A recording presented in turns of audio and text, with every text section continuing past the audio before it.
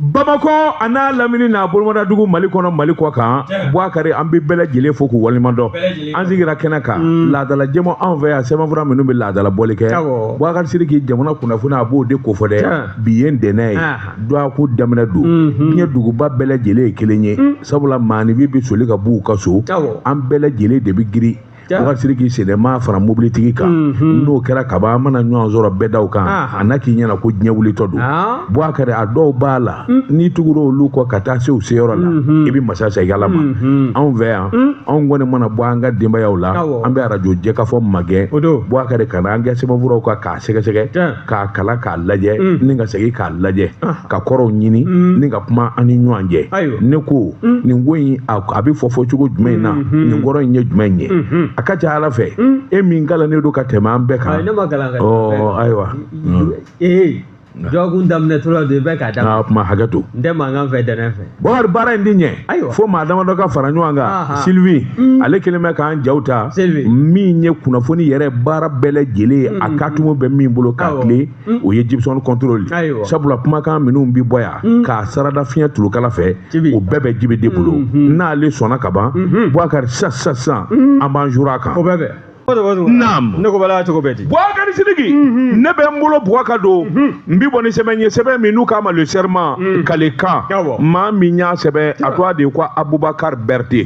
Bouakari ko a ko laginɛkaw fɛ yen u ka masakɛ ka sigili i k'a dɔn masakɛ wolo kan min ye jamanakuntigi caman ye olu yera kɛnɛ kan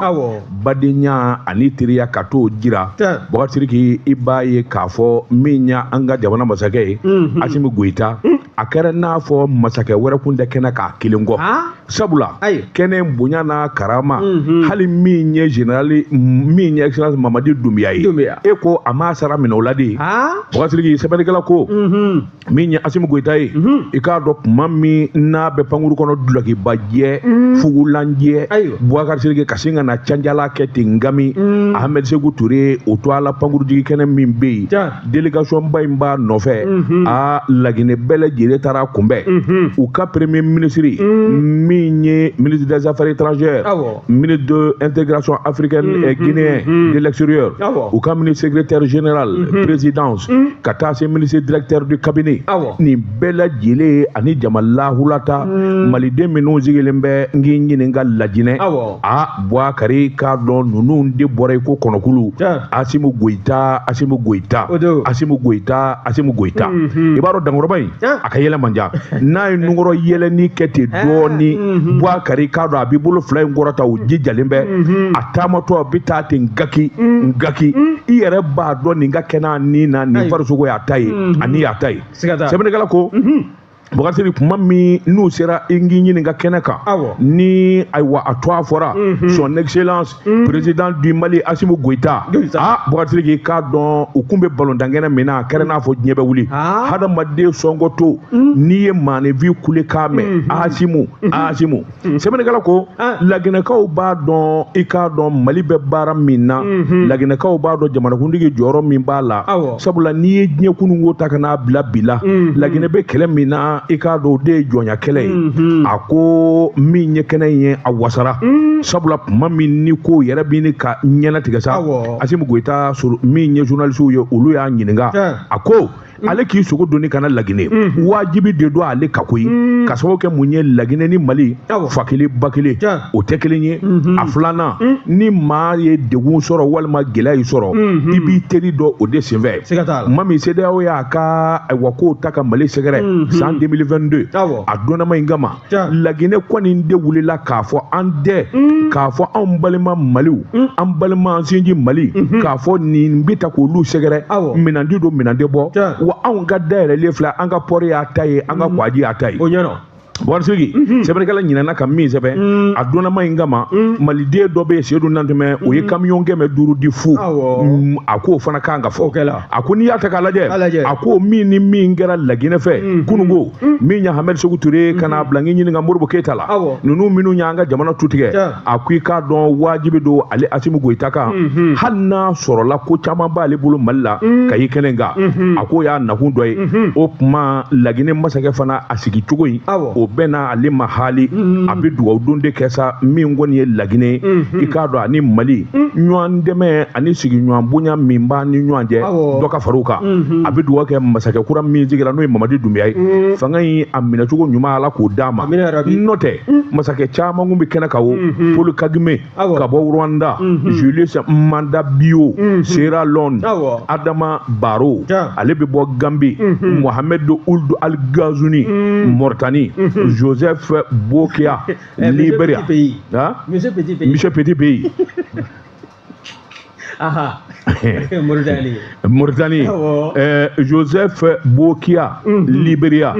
Bassirou Diomaye Faye félicitations au Coupe d'Afrique ta Sénégal Brice Colotaire Olingi Nguema Gabon Général Assimi Goïta bo asike ako hali chinois ka awa jamana nyama kunye ma kerengerenji min Zang Jianyin no yu ka vice président aywa comité parlementaire bo asike o fana pumi kenaka ningunya sebanye anye mimbo aywa le serment kono aka bi boli la karamo to watu wara le serment be ufo yendega do ni sabambe bo sabamno ka mako eswar de Bamako wula de Bamako Youssou Konate ni aka faziri Youssou ko mi aunga ministre sobina nyeshimbe jamana chama boli maraga sigizo nanga ma décentralisation ni ataka allaje ni general de division Ablaye Maiga ya do ale de anga premier ministre wa mi administration territoriale fanaye au département o baka dangania konna ni ya laje eko ama communiquer kewa o communiquer o bola ka sarada jumatebele no bena janvier kalo tleta ani woroma en 2026 ni ya taka laje fembe communiquer ngono ko ni tege ngoni shimbe kuna fundi sebe doma na be wele ko Jeune Afrique journal Jeune Afrique jongo ala ku ka bara akembe tegron malier ka yeshi tamo joro foka nyamo ma ni ayesi jamono ye u ka bara fembe no ka boloda ibaye ka fo bele jile kembe majaye ka sabuke mi u ka kuna funu dilie kuna funu be di ga korofo munu be fo ni journal papier semafro sambelala o de ye mi terrorisme no jatiga wale o bo de kokoro madu ko sebe o koni o ba fe ka mamunu ndeme mamunu ngoni ngeme ka jela tiga sigi goya ma sigi lendo la o sigi yoro la no e terrorisme ye o ba la ko lu de kokoro madu wani ya taka laje o ya jira fana ka fo mi taji ko geleya yi o ga jamana konnana o yo ta ko blam na mara konnana mi ngoni na bora na yere hakika konnana wa enge o ni ya sebe goro laje alisa o koni ngeme ka galon bele bele fana ta ko da Burkina Armena ka jira ka fo utara population madoka ko lu sebe goro fa jogo chejugu wani ni tabulo bele jile fara nyanga ma be se ga fo mi journal Jeune Afrique o be bare chejugu ina be yinga sangiri ka bo ka kosa da ina ayasi jamana nyamau ulu kon ya jira sa ka fo mi mana ke kuna fundi sebe ye ni kera jabarani ke yere fara furu bataka ne konite ayasi eto de sengoro madundo fuga ta ke galontige kadaye manifuna walma ku to anogo sugo ni dugusa jete o tabulo mi vlene kutna jenai hakil nanjigi ibaye ka fo 2024 février galodo onga jagulu mi be no nyeshimbe kuna fundi siraw segelima nango ma haute autorité de la communication du Mali ni allaje olu koni uye France 2 o yo seba korodlo ka sabu ke bara no kuna fundi dilie o ma asra rere no ya asra jele o mo tama wani ya leje fana ni avril kaloy 2022 mi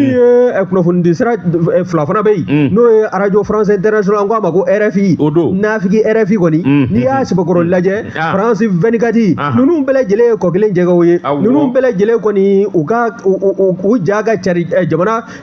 territoire sanvelala u ya seba bo sama ka bubulo wa mi ye ku gwe foka wulusu unove yani je wuli che anta fe ka uye Mali du golo sanvelala mata ayasi jamano ma nimbela jele ba jira ka fo ministre kan communiquer janvier kalo otleta ani woro jumatemele 2026 mi ngoni ngebe ka tega ngoni si journal Jeune Afrique la tabulo mi mbala amena ubeka dodolima ayela ka fo atina tabulo chejugo indabla dolo batige ani torozu sengoroma dondoli aga chesri nyeshimbe o tabulo de ma mi ye ka journali aga tama nga jamana ka walima aga jeze utafe ka yebi utafe ka yeshini anazara kalama ibe odowa circulation la distribution et la vente du journal Jeune Afrique sont interdites sur toutes ses formes sur l'ensemble du territoire malien en zone ni ko sɛbɛ lamina ya salo ka bɔ soir de Bamako kɔnɔ Yusu Konate a ka fajiri don Baba Tiriki ne bɛ n bolo bugɔ ka don n bi bɔ ni sɛbɛn ye sɛbɛn min n'u k'a ma la sirène a bolo ko siɲɛ 700 siɲɛ 60 ani siɲɛ 2 Baba Tiriki i k'a dɔn Madinɛ i k'a dɔn gɛlɛya bɛɛ dɛ sɛbɛnnikɛla ko a k'i k'a dɔn jamana kun ye layidugudi kɛ min ye ayiwa foroba baaraw ye jango min dalen don ka di kɛnyɛrɛyew ma Baba Tiriki wari ka di nka i k'a dɔn mina ani ni ka di kosɛbɛ a ko sabula min ye an ka jamana siraba ye a caman ɲɛnen don a dɔw yɛrɛ kɔni bɛ makariko da don a bɛ ni ka waati jan bɔ gouvernement y'i se kɛ o sabula a ye wari lahulata ta ka di i k'a dɔn sira dilanbaw ma Baba Tiriki nka i k'a dɔn ni gɛlɛya bɛ ɲɔgɔn na san kalo 12 a ko n'i y'a ta ka lajɛ Baba Tiriki mɔgɔ sigilen kun don n'a ye k'a fɔ sankura min daminɛnen filɛ min ye sira caman ye n'a sɔrɔla o kɔni ma ban i k'a dɔn a baaraw kɔni kun na daminɛ maanifin ni ko bɛ lafiya dugutaa siraw la cogo min na nka minnu b'a baara kɛ u ni gɛlɛya bɛ ɲɔgɔn na Baba Tiriki k'a dɔn Bamanjuw kɔni gɛn bɛ awa maa kɔnɔ surugulen ye fɛn minnu b'a ɲuru tɔɔrɔ dɛ u kelen bɛ k'u ɲɛsin o ma siraba dilannaw u ka mobiliw u ka minɛnw Baba Tiriki k'a dɔn u bɛ t'u k'o de ka tasuma bila o la k'o jeni kelen kɛra fila kɛra Baba Tiriki kabini o kɔni kɛra sa mɔgɔw siranna sɛbɛnnikɛla ko hakilina dɔ kɔni bɛ yen yalima a tɛ yɛlɛma ka k'o ye wa min ɲɛ kɛ yɛrɛ yew ye n'olu tɛ marifatigi ye i k'a dɔn cakɛda dɔ bɛ sɔrɔdasi kunda u ko min ma génie militaire olu bɛ mugu ci u bɛ se ka sira fana dilan u bɛ se ka pont dilan yalima baara tɛ ta ka di olu ma siɲɛ kelen wa Baba Tiriki a ka kɛ dafalan ye sɛbɛnnikɛla ko fana o fiɲɛ bɛ taa kɛ min ye i y'o dɔn wa nin sira belebeleba ninnu nafolo kasabi a caman de b'a la a bɛ bɔ i k'a dɔn diɲɛ fan wɛrɛ fɛ ani ban ɲumankɛw walima bangebaaw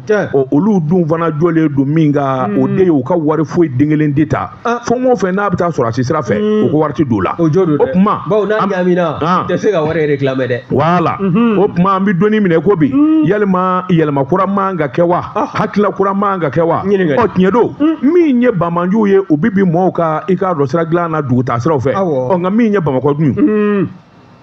Bamakɔ sira kun maa bɛ bi maakaw la o jɔlen don dɛ k'a minɛ Gabriel Touré o jɔra dɛ ka taa se Moribabugu yɔrɔ caman bɛ olu ma dilan dɛ ne dɔgɔnin o siraw jɔlen don o tuma wulikajɔ ka kɛ joona o tuma e bɛ ministre ta kɛrɛnkɛrɛnnenya la k'e jɔ ni mun balimaya sira samatɔla ye nin ye nsɔma don sa walayi nsɔma de don Bouakari n'o tɛ min ni min kun fɔra n'o kun ɲɛna Baba Tiriki k'a dɔn jamana in a kun bɛ cɛbɔ sandare jɛma Baba Tiriki k'a dɔn o sira in kɛ bɛ degunba ye sabula jamana yɛrɛ a bɛ fiɲɛ sama o sira in fɛ kosɛbɛ min fana kun fɔra kilomɛtiri 200 bɔɲanko i k'a dɔn siramisɛnninw na o bɛɛ lajɛlen kun bɛna dilan de ye n'o fana kun kɛra Baba Tiriki mɔgɔw bɛ fiɲɛ bɔ da sɔrɔ nka an bɛ donni minɛ ko bi gɛlɛya minnu kɔni bɛ jamana yɔrɔ caman na a k'olu de kɔni kelen bɛ ka daze kɛ sira dilanli la hali k'a ta min ye Douentza ni Gawo cɛ ye nin sira wulubana ye Baba Tiriki min ye sira belebele a nafa ka bon o fana jɔra o tuma n'a ma ɲɔ kɔ ɲɛ ti bɔ sa i k'a dɔn siramisɛnnin minnu bɛ yen ni Bamanji t'o sira la olu ka dilan an ka taa sa nin kun ye sɛbɛn ye wa awɔ siramisɛnninw Bamakɔ Kulukɔrɔ goudron in tɛ siramisɛnnin ye o y'o ye Bamanji b'o la wa o ka dilan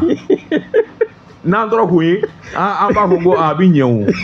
nin kun ye sɛbɛn ye an ye min bɔ la sirɛni kɔnɔ a ka bi bɔli la n bala cogo bɛ di karamɔgɔ Taba Tunkara n tɛgɛ bila n k'i sɔn maa ɲumanya tɛ o ye nin ye n tɛgɛ don ni sɛbɛn bɛ bɔ sɛbɛn min k'a ma ko le focus le focus Sidi Yeya Jalo fulakɛ nin y'a ka fasiri ye Sidi Yeya ko min ye wulikajɔ ye datula Bamakɔ n'a dafɛ siramisɛn minnu na n'o dilanli bɛ se ka kɛ nafa y'a ma n'an bɛɛ lajɛlen bɛ nimisiwasa sɔrɔ a la ka bɔ gɔngɔnjugu gulonba in na n'i y'a sɛbɛkɔrɔ lajɛ aw mobilitigiw aw de kɔni b'aw sɛbɛkɔrɔ jaw n'o tɛ sen fila ni farati Bamakɔ sira ninnu sanfɛla la bi donc ala n'i ma blouson don i ka gileki a tɛ se ka lajɛ hali mobilitigi ni mobili ɲuman t'i bolo ka a vitiri gun ka fɛn k'a la poussière min bɛ don mobilitigi e t'a ɲɛdɔn o poussière min bɛ don mobilitigi kan ni gilenw tɛ minnu t'a kɔnɔ a bɛ kɛ gɛlɛya ye anw kɔni ni avali Allah b'a vitiri gute ka sentiri gasi yɛrɛ fɔ ni publicité ayiwa sa furu la tu dansira la tuguna industrie. Naam. Abali belebele ninnu bɛ sɔrɔ yen de. Naam. Wasobanji yafa ma. Ala ka mobili nɔgɔya. Ya Rabbi. Ko ne b'an fa. Ala ka nɔgɔya koyi. Damu min b'a la e t'a ɲɛdɔn. I ye wo ye. Ni blouson bɛ ɲɔgɔn na. E ni blouson bɛ ɲɔgɔn na. Hali ni nɛnɛ tɛ. I ye wo ye kelen i jagi b'i bolo kwahu. Foyi tɛ Bamakɔ poussière kɔ. Naam. Min ye fasirikɛla ye n'o ye Sidi Yaya Jalo ye. Ale kɔni y'a jira sa k'a fɔ min ye Bamakɔ Dakar ye. Mali ani Senegal sira belebele min kɔni kɛn bɛ k'an fara ka bɔ ɲɔgɔn na. N'o ma dilan jɔn ko Ala anw ka maa ko o minɛnw minnu bɛ na yen sira fɛ a bɛ ɲini ka kɛ gɛlɛya ye. A gɛlɛyara o. Hakilila min ye ministre Madina ye. Ko a n'a ka délégation ma wuli waati dɔ la ka taa munumunu salo kɛ Dakar Kɔgɔjida in na wa. Ani ɲɛmaaw ye ɲɔgɔn ye u ye kuma dɔ fɔ ɲɔgɔn ye. O bɛɛ lajɛlen tɛmɛlen kɔfɛ kulekan kɔni bɔn bɛ halisa. Bawo n'i y'a lajɛ mɔbiliw n'o ye conteneur belebele minnu bɛ doni ka bɔ Dakar Kɔgɔjida la k'u kun da faso Maliba camancɛ kan i b'a ye k'a fɔ 100 sara la a 80 a bɛɛ lajɛlen tigi o ye maliyɛnw de ye. Bawo n'i y'a lajɛ min règlement 14 ye o min kɔni bɛ nin ko in bɛɛ lajɛlen matama nin règlement 14 n'a ko k'a bɛ lawaleya k'a bɛ dadigi kɛ anw ka sɔrɔ bosobaw la n'o ye opérateur économique ye. Wa n'i y'a sɛbɛkɔrɔ lajɛ k'a fɔ k'i ka minɛn bilala port la min ye furancɛ dɔ ye o bɛ di i ma yanni o délai ka se i k'a bɛɛ lajɛlen salo ka bɔ yen n'o tɛ tile o tile min ye CFA wari 5000 ɲɔgɔn ko i n'a fɔ a garadeli wari o kɔni o bɛ yɛlɛ ɲɔgɔn kan ka taa de. Wa o min filɛ nin ye ko n'a ma lajɛ ka bɔda kɛ olu yɛrɛ transporteurs ye a bɛ ɲini ka kɛ gɛlɛya ye. Ayiwa ministre ka bɔli yalima o ye min ani y'a ministre ɲɔgɔn ye min fɔ ɲɔgɔn ye yalima o ko ninnu o bɛna hakili jagabɔ kɛ a ko ka halisa wa. Bawo halisa min y'an ka conteneurs ye o bɔgɔden de dalen bɛ Kɔgɔjida la Senegal ye. Hali bi n'a ma lajɛ jɔnko Ala diɲɛ don o don 5000 sara jɔnko Ala a bɛ ɲini ka kɛ gɛlɛya ye. Olu fana bɛ fɛn min laɲini dɛ règlement 14 o min kɔni kɛn bɛ gɛlɛya belebele ye opérateur économique caman ma ani conteneur tigi caman ma o kɔni ko ka hakilinaw n'a kɔnɔko hakili jagabɔ ka kɛ a kan o bɛ kɛ sabu ye ni ka dɔ ta ka bɔ u ka degun n'u ka gɛlɛya la. Wa min y'u ka hakilina dɔ fana ye o y'a jira k'a fɔ Mali ani Senegal ni ɲɔgɔn cɛ diboli ka se ka min ye entrepôt dɔ ye k'o sigi ye n'o de ye marchandise olu mara yɔrɔ ye ani min ye mayina mini fana ye ka min ye entrepôt dɔ fana ye k'o fana sigi ye o bɛ se ka kɛ sabu ye ni ka gɛlɛya caman de basi ka bɔ nin ko in kɔlɔlɔ la. N'o tɛ Dakar ni Mali o frontière n'i ye o lajɛ sira belebele min kɔni bɛ ci ka a fila taara ɲɔgɔn na a kɔni sira in a taama ka gɛlɛbi gɛlɛya caman bɛ a kɔnɔna na. Wa min ye anw ka opérateur économique n'o ye sɔrɔ bosobaw ye olu fana caman ni gɛlɛya bɛ ɲɔgɔn na. Wa min ye ministre ye dɛ a ye dɔ kɛ koyi wa halisa k'a ka dɔ fara cɛsirijala kan min bɛ kɛ sabu ye madame Danbele Madina Sisɔkɔ a ka se k'a ka ministre so cogoya duman ka se ka ta ni ka ɲɛsin a fana ma. Nin ye sɛbɛn sɛbɛn n'a y'a salo ka bɔ le focus kɔnɔ Sidi Yaya Jalo a ka fasiri don.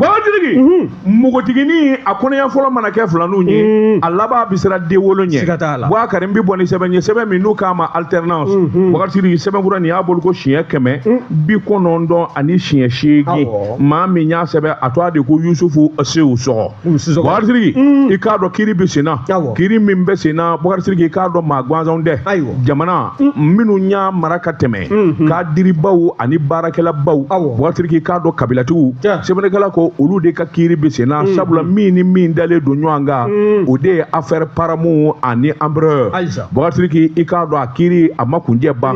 ko in kɔni balanen bɛ yɔrɔ min Boubacar i k'a dɔn min ni min wɔra kiiri in kɔnɔ i k'a dɔn ayiwa jalaki talen don ka minnu sɛgɛrɛ a bɛɛ lajɛlen kelen bɛ sɔsɔli de ye min kɔni ye nkalon caman ye minnu kɔni ka kiiri bɛ sen na ani minnu ɲininkara n'o ye sɛɛrɛw ye a bɛɛ lajɛlen ko tiɲɛ tɛ min ye nin ko in kɛ k'u da don kuma na o de ye Madame Bintu Kamara Madame Bintu Kamara yɛrɛ n'ale yɛrɛ de ma wele ka taa ɲininka dalu jumɛn in b'a bolo a ye min ni min fɔ a k'a dalu di kelen kelen parce que n'o fɔra kiiritigɛ ɲɔgɔn ɲɛna u bɛ tiɲɛ ni nkalon bɔ ɲɔgɔn na sɛbɛnnikɛla ko soronin nɔbaw kɔni y'u fanga fili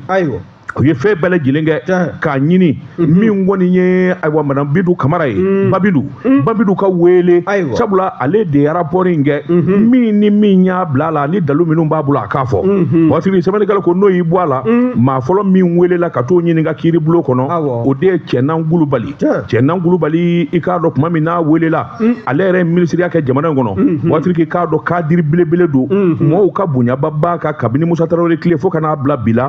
don kelen da kelen maa ma deli k'a mɛn ko Cɛnna Ngulubali k'a ye nin kɛ o ɲininkalen a ko jɔn ko ala kiiritigɛlaw n bɛ kelen kɔni fɔ a ye nin rapport min ni Bintu Kamara y'a kɛ a bɛɛ lajɛlen kɔni ko dulonnen ye i k'a dɔn kala se ka tora foyi kan sabula suɲɛni ko kuma min b'a kɔnɔ ne kɔni bɛ min don a la o kelen de ye wari ɲaami kelen ma k'a la wa fɛn o fɛn bɛ fɔ a minɛnko ni fɛnw na a ye sɛbɛnfuraw lajɛ ani minnu y'a baara kɛ a k'u ɲininka i k'a dɔn an na ko tiɲɛ ye sɛbɛnnikɛla ko kabini o kɔni fɔra Bɔsiriki i b'a ye k'a fɔ Bintu Kamara ka i k'a dɔn a ka sɛbɛn i k'a dɔn a bɛ sɔsɔ a bɛ sɔn ni dalu minnu ye Bɔsiriki olu de b'o sɛbɛnkɔrɔ dɔn soronin donbaw n'o ye avocat ye Bɔsiriki olu kɔni y'u pan ka fɛn bɛɛ lajɛlen kɛ o tuma kiiri in sen bɛ danga min na ni jamana saratigiw b'a fɛ ka tiɲɛ dɔn n'u b'a fɛ ka bɔ ko in kalama Bintu Kamara ka wele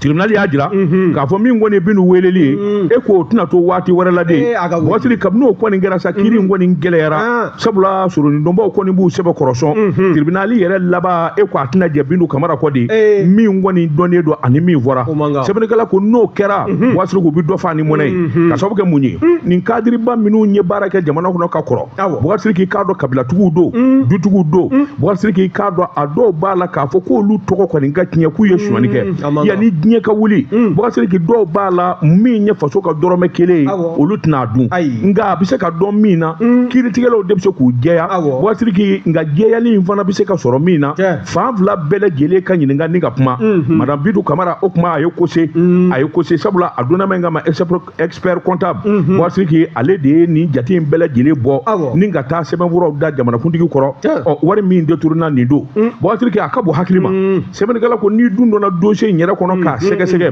maa minnu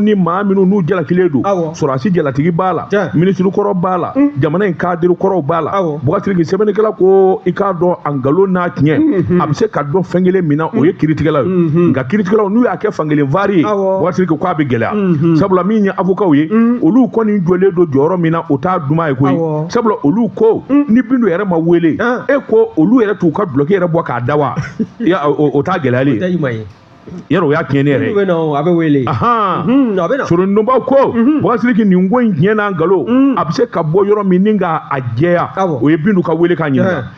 Bintu dun b'a dɔn fana n'ale welela ka ɲininka soronin donbaw dolen don yɔrɔ min na ɲininkali busamisɛnnin min b'u bolo Bɔsiriki k'a dɔn fali laban bɛ ɲɛ sanga kɔrɔ o de la maa minnu bɛ kodɔn ani minnu galannen don Bɔsiriki caman kɔni y'a jira k'a fɔ nin ko in a kan ka ɲɛnabɔ koyi ka sababu kɛ maa minnu tɔgɔ tiɲɛnen don k'a f'u ye suɲɛni kɛ walima wariko b'u nɔ na Bɔsiriki n'a ɲɛfɔra sariyatigiw fɛ k'a jɛya pasi ni k'a bɛɛ lajɛlen sɛnsɛn k'a ɲɛdɔn a tiɲɛ ni nkalon bɛ bɔ ɲɔgɔn na min da ye nkalon ye o na dɔn min ye dumuni kɛ o fana na dɔn min ma foyi den kelen kɛ o fana ɲɛna dɔn nin kun ye sɛbɛn ye a ɲɛ min bɔ alternance kɔnɔ a ka bi bɔli la karamɔgɔ tɔgɔ tugura alternance an bɛ u fo ka fara Sisoko yɛrɛ kan n'o ye fasirikɛla ye ni ye n tɛgɛ don ni sɛbɛn bɛ bɔ sɛbɛn minnu k'a ma ko la révélation ko dugulenw k'u da kɛnɛ la révélation sɛbɛnfura nin y'a boli ko 770 ani 5 ye a ye dɔ kɛ maa min kɛ mɛ ka nin fasiri kɛ sa Amadu tɛ e Dansɔgɔ ye Dansɔgɔ ko min ye wulikajɔ ye e ko an ka minisiriso min n'a ɲɛsin bɛ jiko ani kuranko ma n'o ye Bɔkari Janɛ ye yalima a bɛ sugandi don min na ko bɛɛ lajɛlen ma tɛgɛrɛ warawara nka a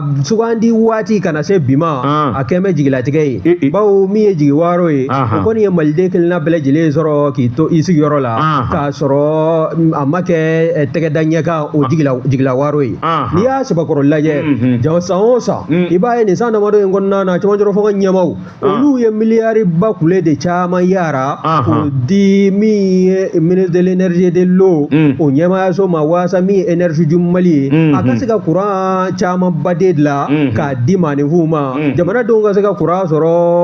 o sigiyɔrɔ la k'a sɔrɔ a ma kɛ ni gɛlɛya ye nka n'i y'o hakilina in fana lajɛ dɛ hakilina in kɔni kɛ bɛ majɛ belebele ye bawo minisiri in bɛ sugandi don min na n'o ye Bokari Janɛ ye a nafɔra dama a nana maa min fana sugandi k'o bila énergie jumali o ɲɛmaya so kunna n'o de ye Madani Drabe ye Madani Drabe sɔrɔdasi dɔw n'i y'a sɛbɛkɔrɔ lajɛ yalima min mɔgɔ t'a fɔ ko sɔrɔdasiw tɛ fɛn dɔ administration fonctionnement na sa nka min ye kuranko ye Madani ta in o ma kɛ jigisigi ye fɔlɔ dɛ i tɛ kuma fɔ a ɲɛ kan u dɛsɛra kuma tiɲɛ ye nin de ye n'i bɛ kuma fɛ i b'i tɔ to ayi u dɛsɛra de waati kɛra courant kɛra an ko 12 heures an ko tiɲɛ yɛrɛ la nin ça c'est un trio de choc ye Jalo ka waati de ye min taara retraite la kɛ Madani sigila min nɔ na Jalo ka waati ya wa ne yɛrɛ tɛ ko yɛrɛ kalama koyi awa Jalo ni ko in lahɔrɔma taara jɔna kɛ o da ne ko ma ko maninfin tɛ to retraite la o t'a wele ka na wa o k'a wele ka na bila a place la o k'a wele n'u ma sɔn a weleli ma ni jamana in ka d'a ye a ka kilisi f'u ye a y'a kɛ di cogo di n'o tɛ kabi Jalo kɔni wulila ka bɔ yen Madani nana kuranko donna bisiba sa k'a sɔrɔ Madani ninnu nana ni hɛrɛ kura ye a fɔ ko munna mugan bi tigɛ an ka téléphone wariw la wari ba kule de bɛ d'u ma an bɛ maa caman bɛ fɛ ka muruti kɛ an tilala k'a ko jate ye sa an sɔnna courant bɛ dɛsɛ cogo o ka gɛlɛn min ye Bokari Janɛ fasiriba ka fɔlɔ n'o ye Amadu Dansɔgɔ ye révélation kɔnɔna na i b'a ye k'a fɔ a kɔni y'a jira k'a fɔ min ye Janɛ ye n'o ye ministre de l'énergie de l'eau ye donc ala maaninfinw mago bɛ courant min na an t'a la k'o sɔrɔ wa caman kɔni bɛ yen sa min ye facture ye i y'a dɔn ni courant kɔni tɛ na min ye facture ye n'o nana facture kɔni man ka yɛlɛ o nka min ye facture ye dibi min n'i b'o sɔrɔ i bɛ tila k'o o warimuguba kule de fana sara facture sanfɛ o taabolo min filɛ nin ye k'o fana ka lajɛ ji ɲɛma jɔlen na n'o tɛ jamana dɔw jɔn ko ala an sen b'an dan na wa waati minnu b'a la n'o b'a la ka sɛnsɛn ka na n'o ye sunkalo ye wa n'an y'an t'o la ka tila an den de ka don funtɛni fana kɔnɔna na i y'a dɔn waati fila min ye courant ye maaninfinw maa mago bɛ jɔ a la kosɛbɛ n'o ma lajɛ maa minnu dayirimɛ nɔrɔ bɛ courant na n'olu t'a la ka courant sɔrɔ denbayatigiw don u ka denbaya u b'u balo cogo di ɲininkali bɔ bɛ ka kɛ nin kosɛbɛ Maintenant, salo ka bɔ la révélation kɔnɔ Amadu Dansɔgɔ ni y'a ka fasiri. Bɔgɔsiriki o la révélation kelen ne b'a ta. Bɔgɔsiriki k'a dɔn maa min y'a sɛbɛn sɛbɛnnikɛlaw de farala ɲɔgɔn kan k'a sɛbɛn. Bɔgɔsiriki a ko an ka taa i k'a dɔn douane a soba la dɛ direction générale min ye chèque Amala Jalo. Bɔgɔsiriki ala y'ale de gɛrɛdigɛ ka kɛ douane directeur ye wa gansan dɛ. Bɔgɔsiriki maa o maa kɛra fɛn o fɛn ye jamana in kɔnɔ walima diɲɛlatigɛ la i b'a sɔrɔ ala ka kanu don. N'o tɛ maa si den kelen kun de ye min sigilen don n'a ye k'a fɔ Cheick Amala Jalo ale na kɛ i k'a dɔn ayiwa min ye douane directeur ye nka ala d'i ma don waati ni ala y'a d'a ma min kɔni ye foroba baara ye o de don wa f'a ka filanan ɲini n'o ye dangan ye waati k'o de ma tubabukan na directeur général adjoint o don dangan in o kɛra Mamadu Tarawele ye waati yalima Cheick Amala ale ka baara kɛcogo ni Mamadu Tarawele yalima a na ɲɛ sɛbɛnnikɛla ko a kan ka ɲɛ ka sababu kɛ mun ye ni kami b'a ɲɛma tɔn filɛ ni ɲɛma in ye kami ɲuman ye wasiriki baara kan ka ɲɛ a ko n'i ye dabaliw ni fɛɛrɛw ta k'a lajɛ jamana ka sɔrɔ fanba bɛɛ lajɛlen de bi bɔ n k'i ɲininka douane ani lɛnpo la nka min ye jamanadenw ye a fɔlen ye ko Cheick Amala Jalo kɛra n k'i ɲininka douane directeur ye maa caman ko tabarikala nin jɛ in bi se baarakɛla don maa kolo gɛlɛn don a ti kuma i k'a dɔn a ye muɲu caman kɛ douane na lala o de y'a se nin yɔrɔ in na Bɔgɔsiriki kuma min ayiwa ni baaraw nana ɲɛnabɔ ale ni Amadu Konate ni ɲɔgɔn cɛ sa sigira minɛn kɔnɔ Bɔgɔsiriki sariya ye min fɔ n'i ye directeur général ye i ka danga i bɛ maa dɔ sugandi e kɔni bɛ to fɔ faamaw de bɛ a lajɛ u ni ɲɔgɔn cɛ min ni min bɛ ayiwa k'i y'olu to a fɔ u bɛ maa kelen sugandi o de la a ko n'i y'a lajɛ arrêté numéro 5697 min kɛra décembre kalo tile 16 ministre de l'économie des finances Bobakɛ Pasa min ye Aluseni Sanu o ko i ye maa minnu ni maa min to a fɔ n ye n bɛ Mamadu Tarawele d'i ma o ka k'i ka danga ye sɛbɛnnikɛla ko Boubacar tiɲɛ don Mamadou Traoré a ye baara caman kɛ douane na sabula directeur du contrôle tuma min a bɛ wele a tun b'o la Boubacar o y'a sɔrɔ a ye ɲɛmaayaso caman fana kɛ minnu bɛ tali kɛ ka ɲɛsin sɔrɔ yɛrɛ ma douane na i n'a fɔ directeur des enquêtes chef du bureau produit pétrolier Boubacar a bɛ nommé i k'a dɔn ayiwa maa caman kɔni y'a ye k'a fɔ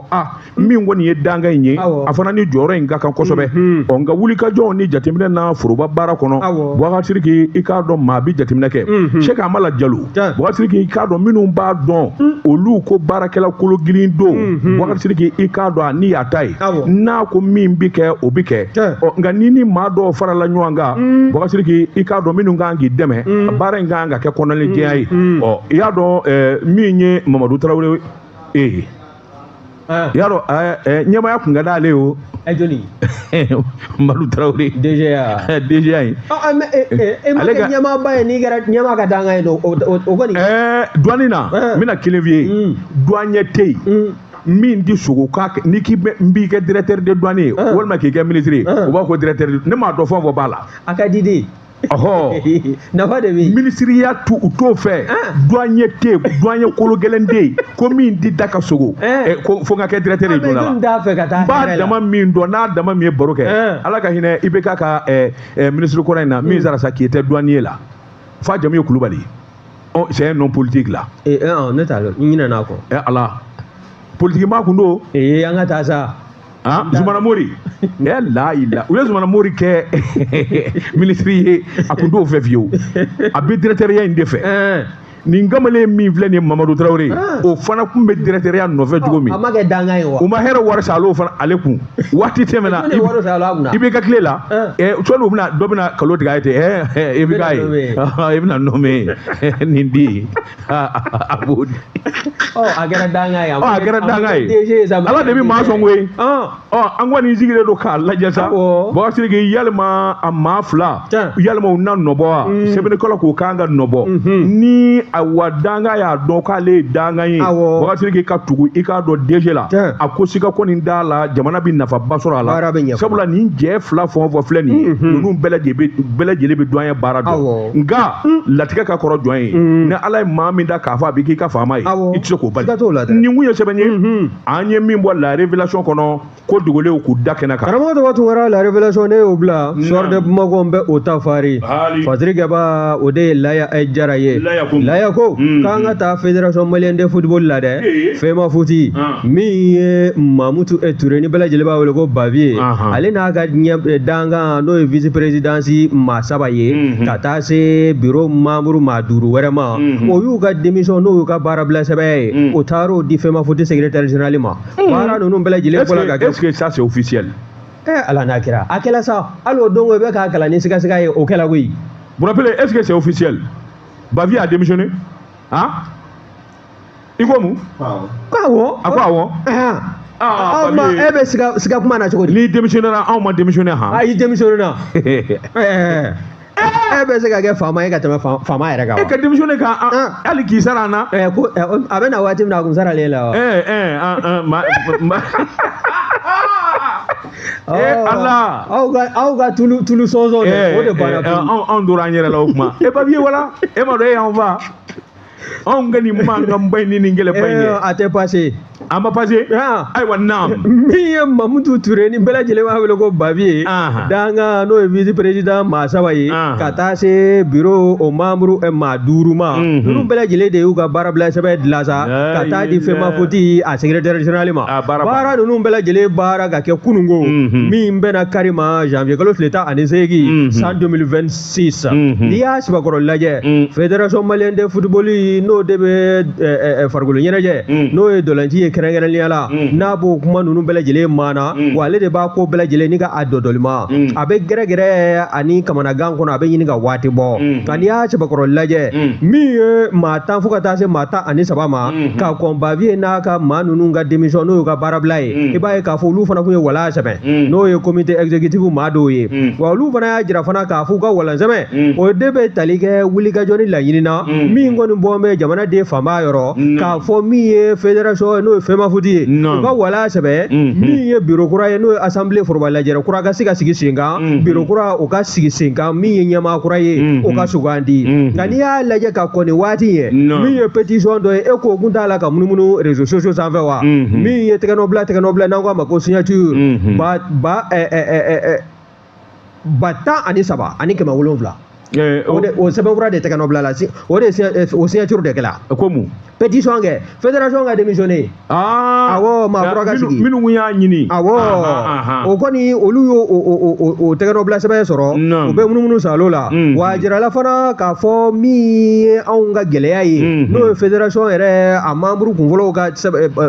baara bila a sɔrɔla fɛn min fɛ i bɛ o dɔn wa anw ka faso maliba équipe nationale min ye Samatabo ye olu ni Sénégal équipe kɛlen ka ɲɔgɔn sɔrɔ quart de finale la min ye coupe d'Afrique Maroc 2025 ye i b'a ye k'a fɔ anw kɔni Sénégal y'an sɛbɛn kɔrɔ walo Sénégal m'an sɛbɛn kɔrɔ walo Sénégal kun bi sanna anu y'an 1-0 o tɛ sɛbɛn kɔrɔ walo ye dɛ a ballon d'or jijara koyi a jijara dɛ ballon d'or kɛcogo ɲuman ni kɛcogo jugu tɛ ballon d'or na koyi an mako bɛ min na o ye bi de bi ka don dɔrɔn non là je suis d'accord mais ballon ɲuman ta cogo ne ma bi don mais an ma humilié franchement on n'a pas été humilié ni ye san o san de an kɔni n'ani calculatrice bɛ ɲɔgɔn na an bɛ jate de bɔ ni karisa joué la n'o jaabi bɛ kɛla min ye n'anw bɛ bɔ ou bien n'an tɛ bɔ o ye kosɛbɛ non o ye tiɲɛ ye maa min y'i ci quart de finale la n'o de ye coupe ta vraiment ça veut dire que c'est la meilleure équipe merci e bɛ na n ka kuma bugɔ ka bɔ a minɛ kɔnɔ n'i ye ko in sɛbɛkɔrɔ lajɛ i b'a ye k'a fɔ Babi ye danaya dala a fana kan e ko mandat kura a kun t'a la ko o baaraw de boloda wa a bɛ san 2 bɔ bi min ye nin démission ye nin b'a jira k'a fɔ baara in ko a tɛna se ka sama ka se a kuncɛyɔrɔ la dɛ min ye utukalo ye ni Ala kun y'o fara maa min si kan san 2027 i b'a ye k'a fɔ min ye mandat in ye a kɔni kun kan ka kuncɛ bawo danaya dala ka san 2023 de ye wa n'i y'a sɛbɛkɔrɔ lajɛ fana min ye nin poste ninnu ye minnu filɛ nin ye ka walan sɛmɛ n'o de ye ka baara bila ka fɔ fédération o baara o kɔnɔna na i b'a ye k'a fɔ a bɛ kɛ sabu ye 100 sara la misali ni 50 n'olu ko k'an tɛ baara in fɛ tuguni tɔ minnu bɛ yen sa olu kan k'u taa cogo ni k'u taa fan ni ka o dɔn o b'a jira k'a fɔ fédération nin y'a cilen min ye assemblée n'o ye foroba lajɛrɛ ye o kɔni o kɛrɛnkɛrɛnlen dɔ bɛna sigi sen kan bureau kura ni ka o fana ni k'o maaw sugandi ka ɲɛmaa ɲini u la min bɛ se ka kɛ sabu ye k'anw ka saladonna k'a bɔ dingɛ kɔnɔna na an fana ka se ka fiɲɛ sama ten sa nin we sɛbɛn yɔrɔ min y'a salo ka bɔ sɔrɔ de Bamako kɔnɔ Laya Jara a ka fasiri don Bakari Sidiki vraiment Bavier n dalen kun d'a la n dar'a la Bakari Sidiki en tant que responsable n'i y'a ye ko gɛlɛyara ka se hakɛ dɔ la tu démissionnes Bakari Sidiki ça veut dire que tu es un homme d'honneur et de parole i nakun ye min ye vraiment i nana jama ka hakilina kama n'a gɛlɛyara i b'a bila Bakari Sidiki a filanan ye mun ye Bakari Sidiki k'a dɔn dunu ni tɛgɛrɛ ani bi ja min sɔrɔ k'i fori ka bɔ a kɔrɔ ka ja a kɔ k'a di jama ma Bakari Sidiki o de ye cɛya ye a maa man ca an ka jamana kɔnɔ ça me rappelle Zoumana Sakɔ le seul ministre qui a démissionné en réalité le seul ministre kabini Mali indépendance ka jɛ n ka faamaya kɔ k'a bila c'était lui au temps de Moussa Traoré ça me rappelle ni maa ma y'a f'i ko ministre wɛrɛ walima ko karisa kɛ k'o démissionnera i ka ɲininka min kun b'a jukɔrɔ n b'a f'i ye bi ko Cɛlagari a ye ko caman y'a ɲɛna da de t'a bolo ne to b'a fɔ ko tel homme politique ni n y'a dɔn a kɛra ɲɛna a ye fɛn caman y'a ɲɛna koyi Bakari tɔn ka Tezara premier min na Cɛlagari ɲɛ f'i ye karamɔgɔ tɔgɔ Tunkara naam ne ko bala sogo bɛ di Bakari Sidiki n bi bɔ ni sɛbɛn ye sɛbɛn min n'u k'a ma le radar Bakari sɛbɛnfura in k'a dɔn Ganado maa min ye nin sɛbɛn a tɔgɔ de ko Wangaro ko a ko juraw ka so Bakari yalima a maana kunbɛ wa sabula i k'a dɔn Maju Sɛnbara min ye jamana juraba mankan ma hakilima bɛɛ lajɛlen ko Maju Sɛnbara i k'a dɔn e k'i kanbɔ ka k'an ka ɲɛmaa ye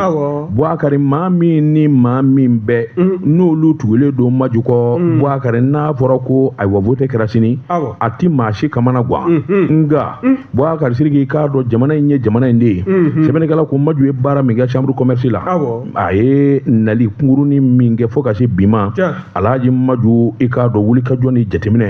jura bɛɛ lajɛlen y'a dɔn Maju y'a se kɛ jamana gɛlɛya k'o duga juraw i k'a dɔn jura bɛ kɛ sɔrɔ kama i k'a dɔn k'u lakana ni k'u kɔlɔsi o de la kabini an dafɛ jamanaw ani diɲɛ mɔgɔbatigiw kɛlen k'a mɛn ko Maju kanbɔlen don ayiwa chambre commerce nɔfɛ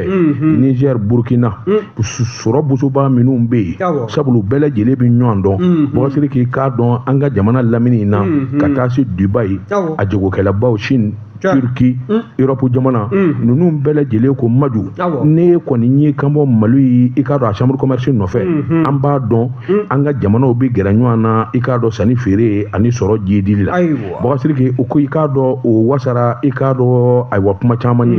farafinna yan Boubacar Sidiki n'i y'an ka jamana den ɲumanw da minnu ye sɔrɔ kɛ minnu ye ayiwa wari yɛlɛma Boubacar Sidiki i k'a dɔn i b'a ye k'a fɔ Maju b'a la kosɛbɛ sɛbɛnnikɛla ko tiɲɛ don min kɔni ye baara ye an ka jamana kɔnɔ Boubacar Sidiki i b'a ye k'a fɔ Maju y'a caman kɛ a ko n'i y'a ta k'a lajɛ Maju yɛrɛ kelen maa joli joli de bɛ bɔra a la maa 5000 bɔɲɔgɔnko i k'a dɔn sɔrɔ bosoli la Boubacar Sidiki i k'a dɔn minnu bɛ mobili boli minnu bɛ usine baara la minnu bɛ sanni feere k'a fɛ Boubacar Sidiki i ka n'i miiri diɲɛ jagofɛn na Maju a da tɛ min na jamana in kɔnɔ ani farafinna sɛbɛnnikɛla ko usine kɔni kuma tɛ o min ye sanni feere jala ye o kɔni kuma tɛ o Boubacar Sidiki nin bɛɛ lajɛlen de ye i k'a dɔn dankɔrɔba in sen bɛ nin na ni o k'a bɛ kɛ juraw ka ɲɛmaa ye Boubacar Sidiki yala a bɛ faamu a ko wulikajɔ minnu kɛra a fɛ ka taa ni Mali juraw ye Dubaï jamana na Asie jamana na sɔrɔ min kɛra Mali fɛ o dɔnna Golf yɛrɛ jamana o jamana bɛ yen Boubacar Sidiki i n'a sɔrɔ Maju i k'a dɔn a dɔn bɛ yen n'i y'a to a fɔ kaba bɛɛ lajɛlen b'a dɔn k'a fɔ nin ye Mali cɛkuma dɔ ye a ko i k'a dɔn ko in yɛrɛ kalifalen bɛ min ma o fana ye denmisɛnnin ye min ye Boubacar Tanja ye Boubacar Tanja ale de b'a ka ko sigi sen kan a kalannen don a bɛ kodɔn baarakɛla don wa sifin don Boubacar Sidiki i k'a dɔn a ka wulikajɔ min kɛra sababu ye Mali yɛrɛ jagokɛlaba bɛɛ a n'a maasɛbɛ bɛɛ lajɛlen ka fara ɲɔgɔn kan min bɛ se k'a to chambre a sigili nata la Boubacar Sidiki i k'a dɔn Mali ka se ka kunnawoloba sɔrɔ diɲɛsɛnna ni fa bɛɛ lajɛlen la nin kun ye sɛbɛn ye an ye min bɔ le radar kɔnɔ a ka bi bɔli la karamɔgɔ de b'a tun kɛra le radar an bɛ u fo ni n tɛgɛ don ni sababu bɔ sababu n'u k'a ma ko l'indépendant Siyaka Traoré ni y'a ka fasiri ye a ko an ka taa Sabalibugu dɛ Sabalibugu denmisɛnninlaka dɔw de bɛ minnu b'an bɛ baara ma minnu b'an bɛ sɛbɛko ma olu b'a fɛ ka kɛ fɛn ye maa tɔw kɔ kan o kɛra sababu ye sa min ye jalakili sɛbɛnw ye u ka taa don Sabalibugu commissariat de police o ɲɛmaw ka ɲɛsin u ma o kɔni jalakili sɛbɛn ninnu dala bolola sa Sabalibugu commissariat n'a ka cɛdenw fɛ min kɛra sababu ye o ka se ka wulikajɔ kɛ o wulikajɔ sɛgɛsɛgɛli dani da fo ka taa tɛgɛ da ŋanamu maa 5 kan n'i y'a sɛbɛkɔrɔ lajɛ ni maa 5 in u ka baara kun ɲɛsin bɛ mun ma i b'a ye k'a fɔ n'o y'i ka jakarita suɲɛ sisan walima u y'i kɛnɛ karaba jigi ka bɔ a sanfɛ o bɛ taa jakarita fasadi o b'o falen walima o bɛ numéro de cadre o b'o bɛɛ lajɛlen falen wasa e n'i ka moto bɛ i t'a dɔn ja a bɛ gɛlɛya la koyi jɔnni cogo di aw moto cogo i ma waso banjiya daminɛ a jakarta tigiw ala nin ye makari ko ye koyi ayiwa min ye ni maa 5 ye i b'a ye k'a fɔ min ye Sabalibugu commissariat o bɛɛ n'o ye brigade de recherche ye olu kɔni kɛlen ka kunnafoni sɔrɔ e ko o ma taa tun atelier dɔ kan sa mécanicien dɔw bɛ yen o taara tɛgɛ da maa 2 kan ye olu maa 2 mais fɔlɔ o y'o to a surunya ni k'a kɛ SS ye n'a to a kan n'o y'a serinɔ ye o de ye masi ye san 23 wa min ye 2nan ye o ye NS ye o to a kan o de ye Copa ye o ci bɛ san 20 na a bɛɛ denmisɛn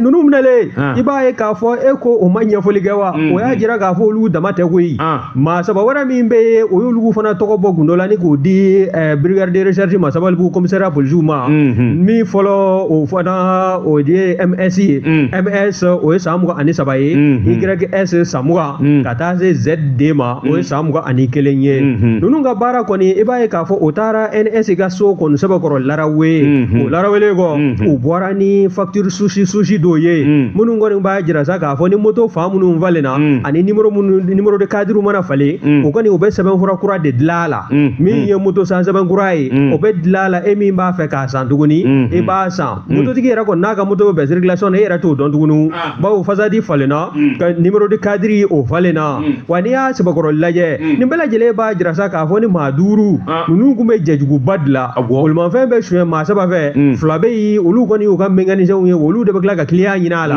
ka tila k'a feere wa bon ninnu larawele kɔ ni bingannikɛlaw fɛ i b'a ye k'a fɔ min ye polisilakaw ye u taar'u tɛgɛ da jakarta 5 fana kan wa nin bɛɛ lajɛlen b'a jira sa k'a fɔ polisilakaw u bɛ wuli ka jɔ la kɛrɛnkɛrɛnyala min ye Sabalibugu commissariat ye commissaire n'a ka cɛdenw ka tɛgɛrɛ minɛ u kunna k'a sabu kɛ u ka wuli ka jɔ ye Sabalibugu n'a nɔkandugu maa minnu b'a kɔnɔ seleke naani na olu bɛ se ka sunɔgɔ cogo min na u ɲɛ 2 datugulen n'o tɛ ka nin maa ninnu to i ka sigida la wa ni sunɔgɔ aw bɛ fama ɲɔgɔn ma bawo n'i farati ka to ka sunɔgɔ mobili o tɛna se k'o kɔni ta ka taa n'a ye o nka moto kɔni o b'o ta ten salo ni ka taa tɛmɛ n'u yɛrɛ ye nin ye sɛbɛn min na y'a salo ka bɔ lɛnɛbana kɔnɔ min ye Siaka Tarawele a ka fasiri don hali mobili ala ka n'u ɲɛsin i ka mobili de ma a mobili bɛ mobili la ni garage ɲɛnama garantilen b'e bolo non ne ka mobili aval min bɛ ne bolo c'est à 360 degrés caméra de b'a la 300 c'est-à-dire a bɛ filɛli kɛ à 360 degrés donc hali n'i gɛrɛla la ni bɛna bɔ a kɛrɛfɛ n bɛ emprunté d'a kan hali ni maa sure gɛrɛla la ni mobili bɛ kule ten haval ayiwa ala waati an bɛ bi dabila yan waati ni ala ni kira sɔnna farikoloɲɛkɛlaw balontan e ko a ma ban sa a banna Sénégal kɔni ye sebaya sɔrɔ a banna o ye walanba ta ka taa n'a ye Sénégal jamana Nangadef min ye Ura Mohamed Sisi a balimakɛ min n'o kun kan ka kupu ta ka di vainqueur ma k'ale tun bɛ fɛ k'i muruti kupu dili ma ala t'a fɛ a tɛgɛ ka maga joueur ninnu na o ye Sénégal ye o y'a kungo di a kungo joli anw taara n'an ka kupu ye wala a taara ka taa a fɔ an taara n'an ka kupu ye ninnu ma kɔlɔkɔlɔ namara kɛ an tɛ hɛrɛ cɛbujɛni to bi kɔni cɛbu ani jɛgɛ o kɔni an b'o fɔ a bi o gɔnɔbele a segin bɛ kɛ nin kunnafoni kelen kan n'o banna anw bɛ segin ka na min ye bamanankan jɛmukan ye ni ala sɔnna sini an bɛ ye kɛnɛ ka sɛbɛnfuraw bɛ bɔ k'olu lakali Hamɛdi kumara k'an jaw ta e ni ne tun bɛ kuma nka kuma in k'a lase lamɛnbaa bɛɛ k'a mɛn Mali kɔnɔ Mali kɔ kan o sababu tun ye Gibson contrôle fiɲɛ tun b'ale bolo wa salam